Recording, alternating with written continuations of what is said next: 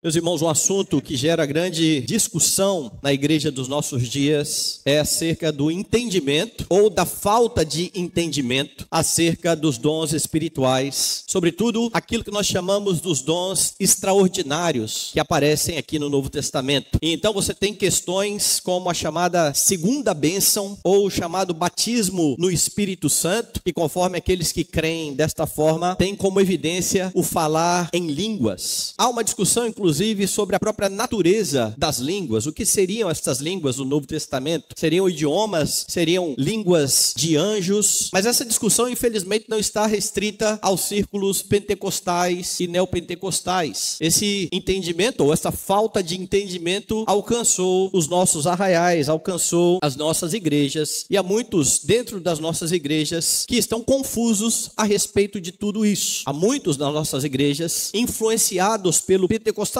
o que acaba sendo uma grande ironia, porque enquanto pentecostais têm descoberto as maravilhosas doutrinas da graça, têm até se denominado de pentecostais reformados, erroneamente, mas que bom que estão descobrindo as doutrinas da graça, há aqueles que no nosso meio se dizem reformados continuistas. É uma grande ironia, de fato. Paulo está querendo estabelecer um contraste entre a religião pagã que os coríntios abraçavam com a nova posição deles agora, seguindo a Cristo Jesus. Porque veja, os ídolos que eles seguiam eram ídolos mudos, diferente de Deus que fala ao seu povo. E esse é um aspecto importante, sobretudo aqui no capítulo 12, porque os dons revelacionais estarão aqui sendo tratados. Como Deus estava revelando a sua vontade ao seu povo. Porque Deus não é um falso Deus, ele não é um ídolo, ele é o Deus vivo e verdadeiro que fala ao seu povo e conduz o seu povo. Então é muito bom que você tenha isso em mente, porque o texto ou o contexto vai tratar dos dons, principalmente os dons revelacionais. Tanto as profecias, quanto as línguas que revelavam a vontade de Deus, como os milagres que aconteciam para autenticar a palavra de Deus. Porque esse era o objetivo dos milagres do Novo Testamento. Mostrar que aquilo que os apóstolos estavam fazendo, eles faziam na autoridade de Cristo Jesus. É por isso que Jesus realizava milagres no Novo Testamento, para mostrar que ali não estava um mestre qualquer, ali estava o próprio Filho de Deus, o próprio Messias. E se você quiser lembrar de um episódio desse, basta você pensar naqueles homens que levam um amigo para Jesus curar. Eles estão preocupados com a cura daquele moço. E Jesus olha para o moço e diz: seus pecados estão perdoados. E fica todo mundo nervoso nesse momento. Quem esse homem pensa que ele é? Ninguém pode perdoar pecados, só Deus pode perdoar pecados. Então eles vão dizer, Jesus vai dizer a eles: o que vocês acham mais fácil? Dizer estão perdoados os seus pecados, ou dizer levanta-te e anda? É claro que é mais fácil dizer os seus pecados estão perdoados. Você pode falar, se isso vai acontecer ou não é outra história. Então Jesus se dirige ao homem e vai dizer para eles, para que vocês saibam que o Filho do Homem tem poder para perdoar pecados. Levanta e anda. Quando aquele homem se coloca de pé, está categórico que ali não é um homem qualquer, Deus está ali. Então os milagres de Jesus autenticavam que ele era o Messias. Os milagres dos apóstolos autenticavam que aquilo que os apóstolos falavam era da parte do Senhor Jesus Cristo. Abra sua Bíblia em Hebreus capítulo 2. Ele vai dizer o seguinte: por esta razão, importa que nos apeguemos com mais firmeza às verdades ouvidas, para que delas jamais nos desviemos. Se, pois, se tornou firme a palavra falada por meio de anjos, e toda transgressão ou desobediência recebeu justo castigo, como escaparemos nós, se negligenciarmos tão grande salvação? Agora presta atenção. A qual, ou seja, salvação, que tendo sido anunciada inicialmente pelo Senhor Jesus, foi-nos depois confirmada pelos que a ouviram, ou seja, foi-nos confirmada pelos apóstolos, dando Deus testemunho juntamente com os apóstolos, por sinais, prodígios e vários milagres,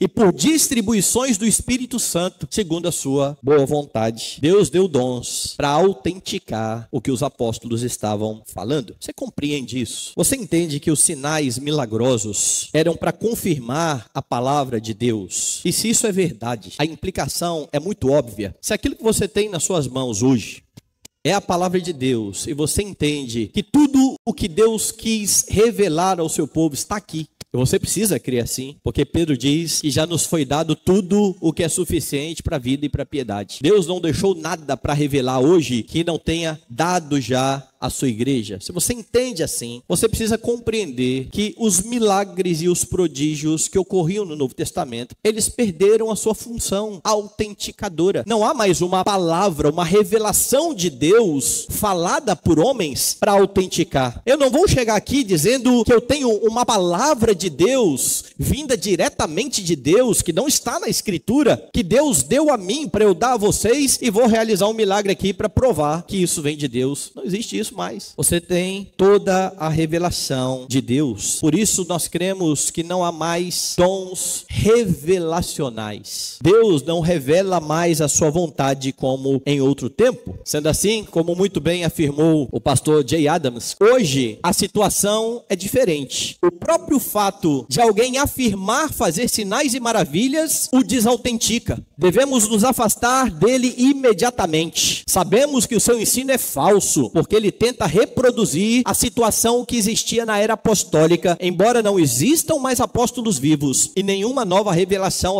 a ser autenticada. O ponto de Jay Adams é muito simples. Se no Novo Testamento milagres autenticavam que o que os apóstolos falavam era a palavra de Deus, hoje, se alguém diz que faz milagres, você tem que se afastar dessa pessoa, porque isso é falso, já que não há mais apóstolos, já que não há novas revelações. Como eu mencionei na introdução, hoje, infelizmente, há cristãos que se dizem presbiterianos ou reformados, que negam aquilo que nós temos nos nossos documentos de fé, está muito claro ali, os antigos modos de Deus revelar a sua vontade cessaram, mas eles negam isso, e aí então eles dizem, nós somos reformados sim, mas nós somos continuistas. Seria melhor eles se assumirem de vez pentecostais do que ficar causando confusão na igreja. Seria muito melhor que se digam pentecostais reformados, não tem problema nenhum, mas que não façam errar a igreja que não crê dessa forma nos seus documentos. Eles seriam pelo menos sinceros e honestos se fizessem isso.